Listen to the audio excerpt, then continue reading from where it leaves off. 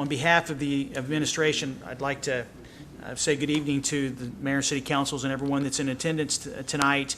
It is time to present the public hearing on our municipal budget, and as Cindy mentioned briefly, she and I are going to do the proverbial tag team on the budget. So I'm going to start with the first slide. Is for the public's knowledge, is that on May 28th, a week ago, this coming Thursday, the City Council held an annual workshop where we actually review the proposed expenditures. The way the process works is the city manager submits the budget to the City Council, and the old schoolhouse rock is the executive branch submits it to the legislative branch, and then it becomes the council's to decide exactly what will be approved. At that meeting, I covered my budget message, which is an extensive document that outlines the municipal spending plan for the coming year. Mrs. Arnold came forward afterwards and talked about in a little more detail the proposed expenditures for the various funds. Then Assistant City Manager Kenny Schwab, who just spoke, presented the proposed 3-year sale of the 2018 general obligation bond package. And as the council members know, there was a great deal of discussion about what projects should be sold in year 3, and there was also a number of questions that were asked about a couple of projects remaining from 2011 and 2014 respectively. So we're going to be getting back to the council this summer because they will have to make a decision on what bonds will be sold in the fall of this year. Once Mr. Schwab finished up, Rocky Hinkle presented to the City Council the proposed street maintenance and rehabilitation plan. For the public's knowledge, in 2015 we repurposed the vision tax to create a fund of about $3.5 million that can be used for general maintenance of our streets and roads. Then Mrs. Arnold came back and actually presented the manual of fees, which outlines what the city can charge for services and fees whenever that is applicable to the community.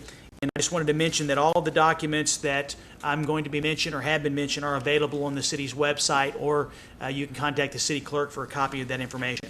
So, the first thing I wanted to mention with regard to the budget is the city operates on what is known as a fiscal year budget, which means our budget starts on July 1st and it runs through June 30th.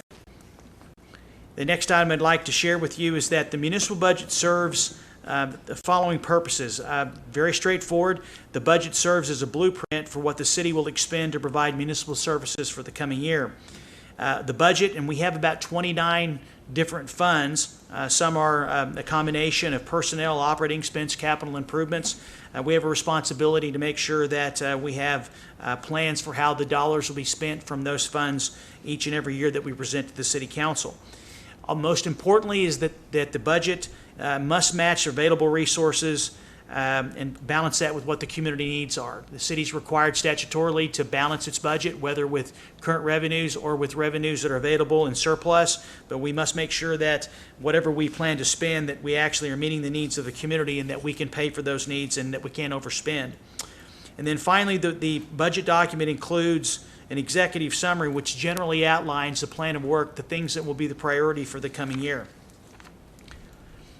The city has the following priorities. First and foremost is always to maintain fiscal soundness, and I can tell you in the fact that we're now moving into the recovery phase of the COVID-19 pandemic, the city was in great financial shape going into this. In fact, I would consider Broken Arrow's finances to be as good as, if not as any in the state of Oklahoma in terms of having the reserves available to help us weather this extraordinary, unexpected situation. That doesn't mean that we have an unlimited ATM.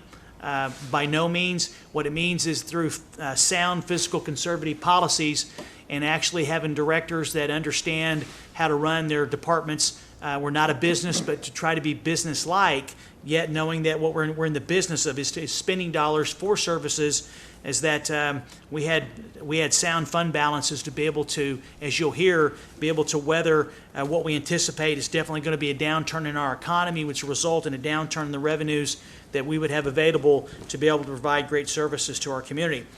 Secondly is that while our number one focus will always be to provide great service, there will always be an emphasis per the council's direction to make sure that public safety and emergency management preparedness is always one of the top priorities.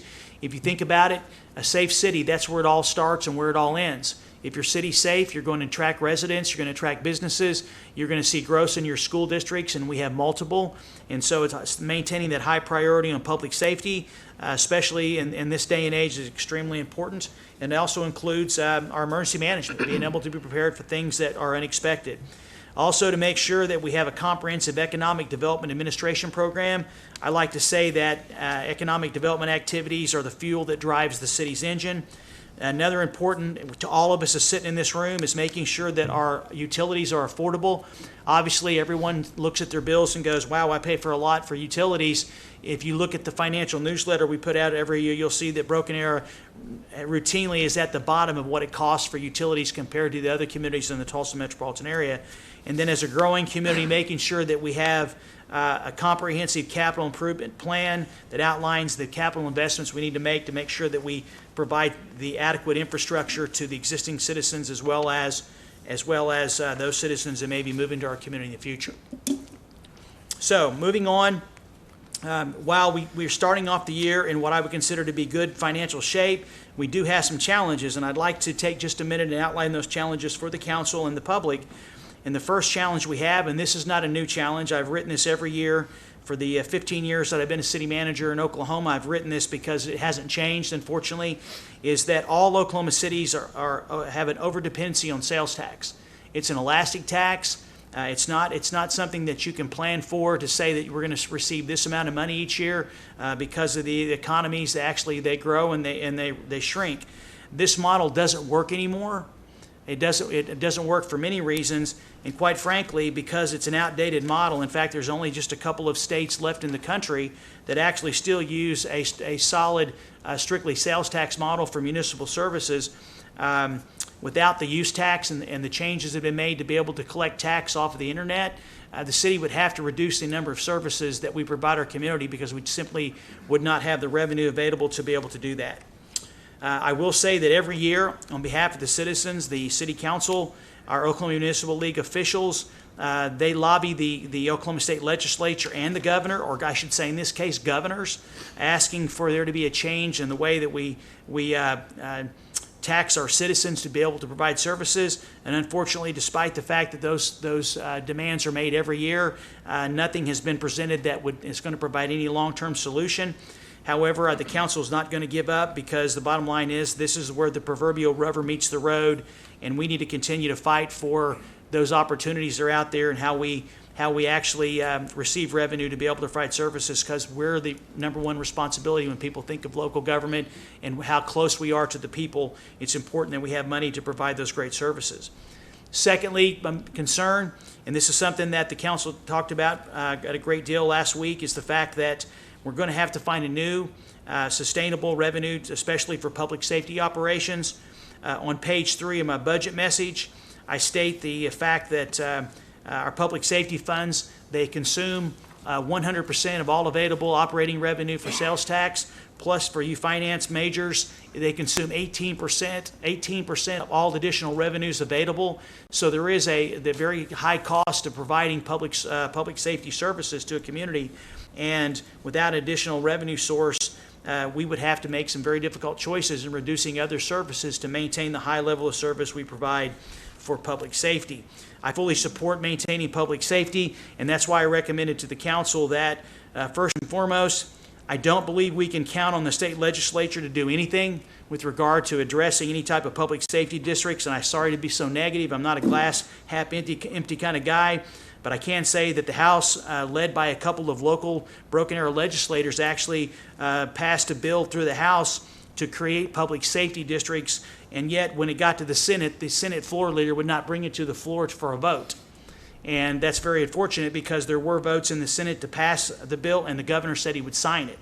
And so we'll continue to lobby hard, but I do believe that the council needs to meet in the next 6 months to look at the options we have available to help address our needs to make sure that we have adequate funds long-term for public safety and all city services. The third concern I have this year is what's going to be the impact of the COVID-19. Obviously, our sales tax was down slightly in May, and we anticipate a similar reduction in June. And so you will hear from the finance director in just a minute on the fact that we are anticipating a downturn in the amount of sales tax and other revenues that we receive. However, by the fact that we had adequate reserves, we're going to have a balanced budget this year without any concerns. However, in order to make sure that we prepare for it, all directors were requested to cut their operating budgets, and we, as well as I froze 15 open positions to make sure that we might as well not try to fill a position and turn around to have a financial problem. I can tell you as that as a result of some great practices over the years, the city's not having any plans at this time to lay off or to furlough any city employees. So we'll be able to keep our full staff. It's a little over 800 of us that are out there every day serving our community.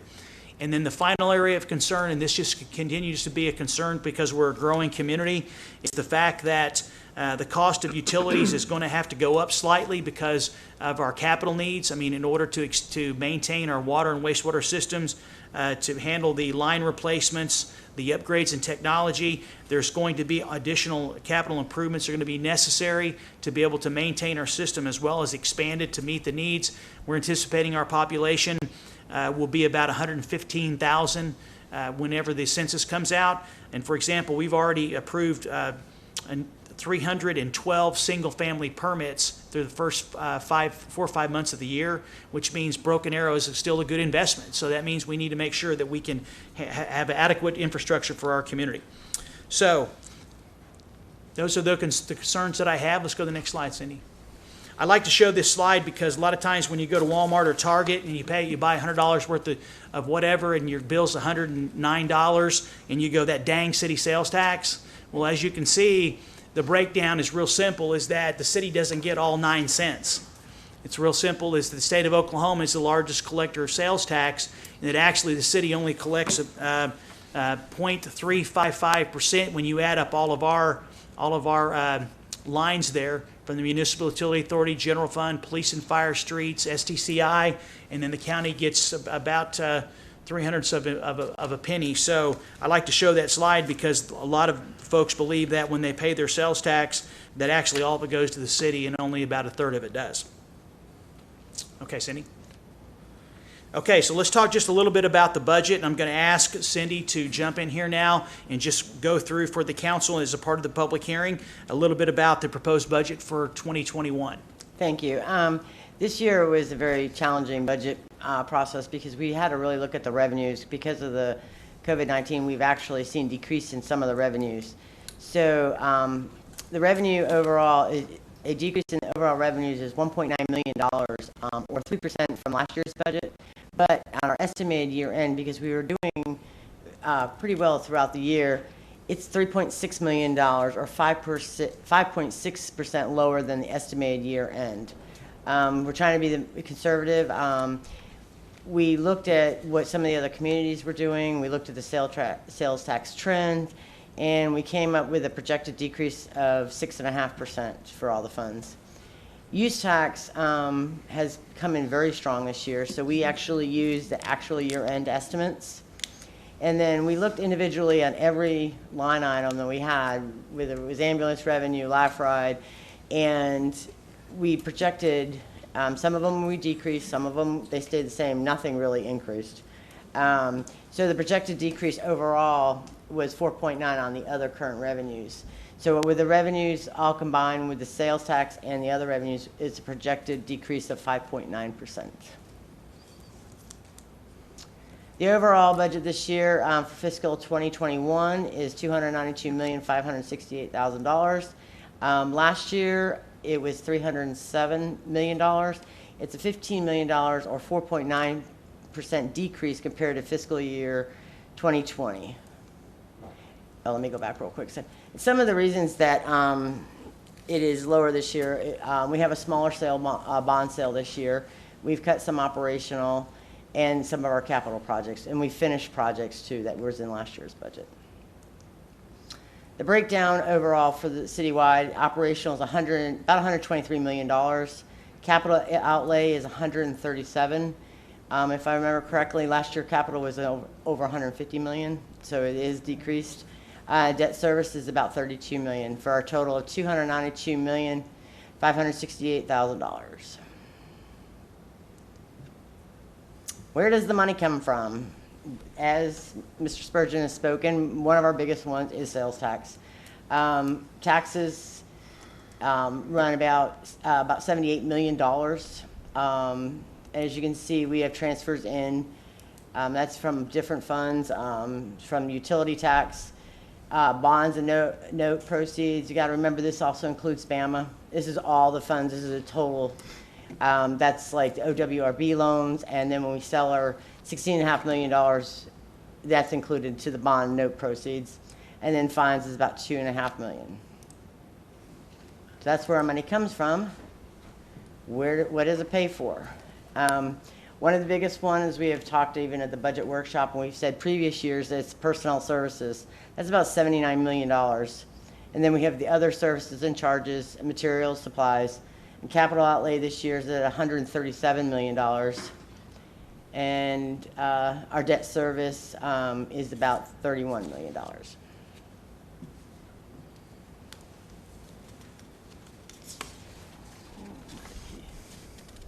Okay, thank you, Cindy. I'm going to jump in here real quick. Is that the proposed general fund is right at $91 million, and this includes expenditures, transfers out, ending fund balance. This is a decrease of 4.4%, as Cindy talked about earlier, from the previous years. Okay. Once again, and we formatted this presentation. The council saw all this information. It's in your packet. We really formatted this because we're actually going to cut this presentation from tonight's meeting and actually post it online as well as on the city's website. So I want to make sure that our citizens and interested parties can actually see the breakdown. So we want to make sure that anyone that's interested in learning about the budget will have a real good information about exactly how we spend our money, what those resources are, and so forth. Same here. This is the breakdown, by department on where those funds will go. And this is the classification. As Cindy said, our major expense is 70% of the general fund is made up of personnel expenses.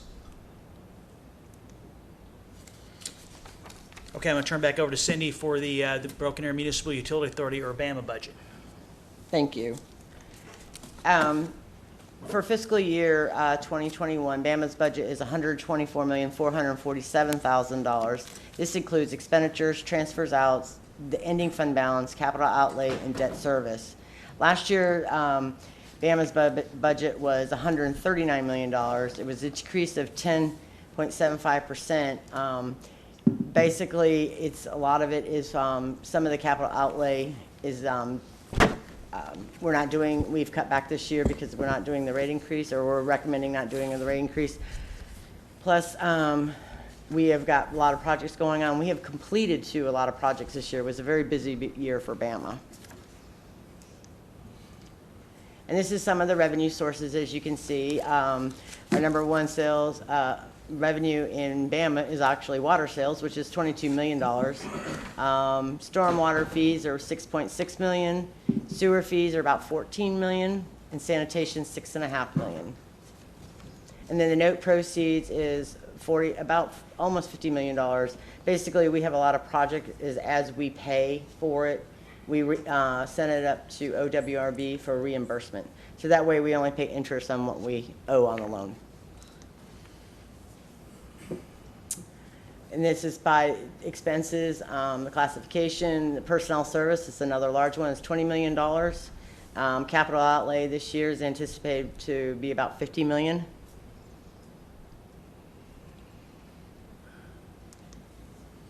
Stop right there, Cindy. I want to insert something.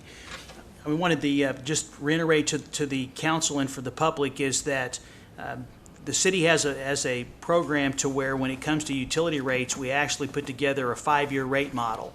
And what we do is we go out and we project the personnel, operational, and capital expenditures on the 5 years, and then we actually presented that to the council in 2016 and have been using that model for the increases that we've had for all of the utility charges. My recommendation to the council this year, because of the impact of the COVID-19 pandemic, obviously I believe that our utility customers need a relief, need a break. And so I've recommended to the city council, in their capacity as utility authority city council, is that we not implement year 5 of the rate model. Basically, there will be no rate increase in utilities this year. The city has adequate reserves in the utility fund. It'll cost us about $1.2 million or $1.3 million to be able to make that decision, but it's my recommendation we take that money out of our fund and help our customers during this very difficult time, and I think the council is going to accept that recommendation. Now, there is a trade-off. Obviously, those funds will be used for what we call pay-as-you-go capital, but I believe we have enough work with other projects that we can certainly absorb that as well as keep those projects on the priority list whenever we do get back on the model. But I think it's something that's important that's mentioned to the public, is that the council is very supportive of giving some relief where we can, because this has hit a lot of folks in our community and our ratepayers very hard. Cindy. Okay, our next fund we're going to discuss briefly is the Sales Tax Capital Improvement Fund, or the STCI. Basically, this is 0.5% of the 3.55% of the city's sales tax. Because of the 6.5% decrease, the estimated sales tax revenue for STCI this year is just over $7 million. This fund is primarily used for its pay-as-you-go capital expenses. Some of the highlights this year: we're going to spend $120,000 for equipment and repairs at Battle Creek. $700,000 is earmarked for new police cars. $30,000 is for the Korean War Memorial. We have a lot of city property roofs and AC units that need to be replaced, so we're recommending to let's get them fixed instead of doing the Band-Aids we've been doing. So we've allocated $871,000 for new roofs and AC units. There's $110,000 for the neighborhood improvement plan, $30,000 for the community garden incentive, and the annual Bass Pro debt service payment comes out of this fund at $1.9 million. Let me jump in there too, Cindy. As I mentioned to the council at the work session, is that from my perspective, that $700,000 for new police vehicles should be actually around $1 million. But obviously, with the downturn in the sales tax, I left it at $700,000. But I assured the chief that as we get into the fiscal year, that I would revisit with him, because I'd like to see a few more hundred thousand, because with the take-home car program we have and the amount, the cost of the vehicles and the technology that goes with them to be able to do that job, that's their office. We need to make sure that we have a good cycle for the rotation of those vehicles when they get past the policy where they need to be replaced. So I'd like to revisit that if in fact the economy recovers in the second half of the year. And we'll be watching the revenue on a month-to-month basis. Our next next topic we're going to talk about is the general obligation bond projects. We have $67 million currently that were from the 2011, 14, and 18 general obligation bonds.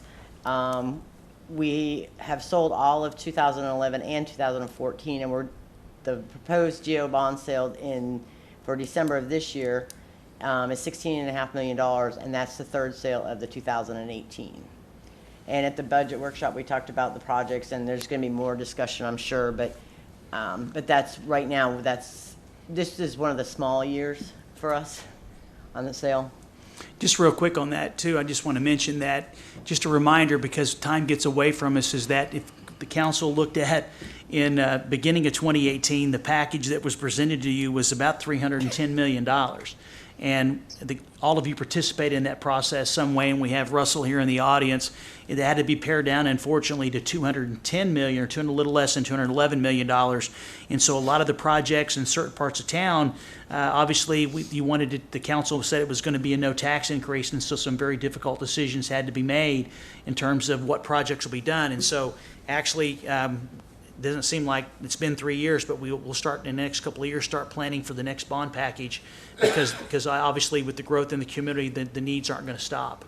But based on what I'm hearing, is we should have a very good sized, healthy package to be able to go to the voters with a no tax increase to address many of those projects, if not all of them, that we could not do, plus have capacity for a number of quite a few more. I just briefly want to discuss Bama's CIP. Currently, we have about $47 million in OWRB projects underway, and that's the loan program we deal with the state. The capital is $1.6 million for new utility vehicles and equipment. We anticipate about $3.6 million for recycling and trash carts, and $900,000 for 3 refuse trucks.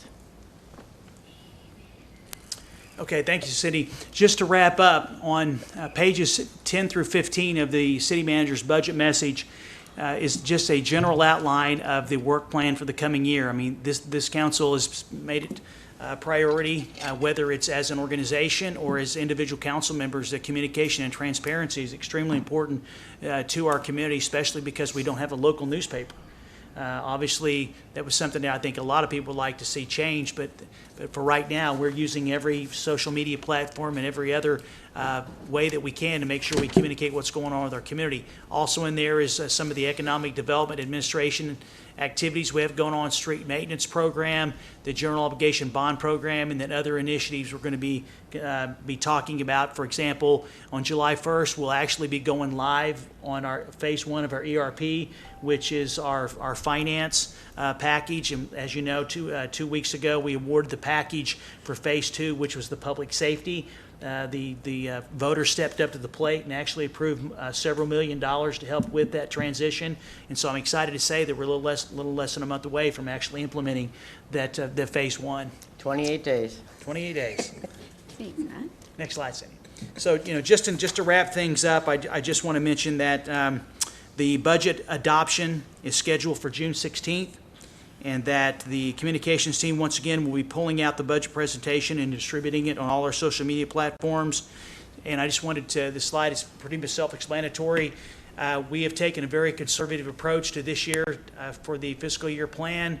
I also can say that even though we've been conservative, I believe that the plan that's presented will continue the tradition of providing great services to our community, and whether it's the citizens or businesses.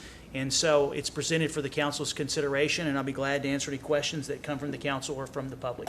And I'd like to close by just recognizing Cindy and her team, all the department directors, Russell and Kenny for their leadership and support, and especially Cricket and Mackenzie Jones for helping put everything together.